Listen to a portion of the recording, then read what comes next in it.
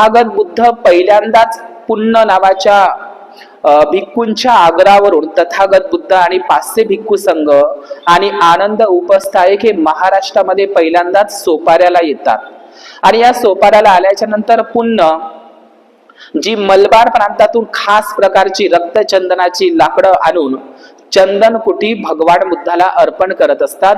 ती सोपारा मधली गोष्ट आहे। म्हणून बुद्धाच्या काळामध्येच बावरी नावाचा अरंत भिक्षू, त्याचे 16 शिष्य, पुन्न नावाचा भिक्खू बुद्धाच्याच काळामध्ये, या पुन्न नावाचा भिक्खू आणि त्याचा जो छोटा भाऊ आहे, लहान भाऊ चुल्ल पुन्न, हा सुद्धा भिक्खू बनत असतो। आणि नंतरच्या काळामध्ये तिसऱ्या धम्म संगीतीमध्ये या महाराष्ट्रामध्ये बुद्धाच्याच काळामध्ये आणखी एक भिक्खूंचं नाव येतं। बावरी नावाचा जो भिक्खू तर आहेच, पण त्याचे 16 शिष्य हेही भिक्खूच आहे, पुन्न आणि त्याचा भाऊ चुल्ल पुन्न। आणि बुद्धाच्याच काळामध्ये सुनापरांत मधला आणखी एक भिक्षू ज्याचं नाव खूप कमी प्रमाणामध्ये येतं, त्याचं नाव आहे इसिदिन्न। हा इसिदिन्न सुद्धा सुनापरांत मधला बुद्धाच्याच काळामध्ये प्रवचित झालेला भिक्खू आहे। आपल्याला सर्वांना माहित आहे की तिसरी जी विश्व बौद्ध धम्म संगीती ही खूप मोठी विश्व बौद्ध धम्म संगीती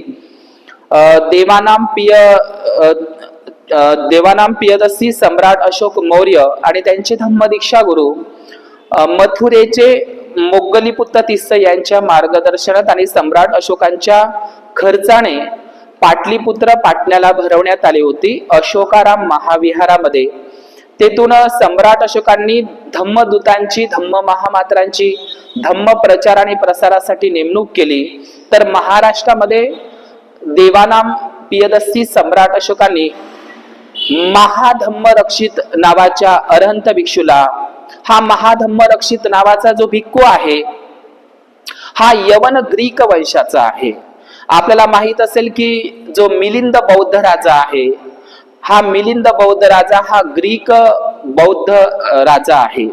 आणि या ग्रीक यवन मिलिंद बौद्ध राजाच्या वंशज म्हणजेच हा महाधम्म रक्षित यवन ग्रीक भिक्खू सम्राट अशोक पाटलीपुत्र पटण्यावरून महाराष्ट्रामध्ये पाठवतात, दक्षिणापथाच्या प्रांतामध्ये पाठवतात, ज्याला अश्मक जनपद सुद्धा म्हणतात।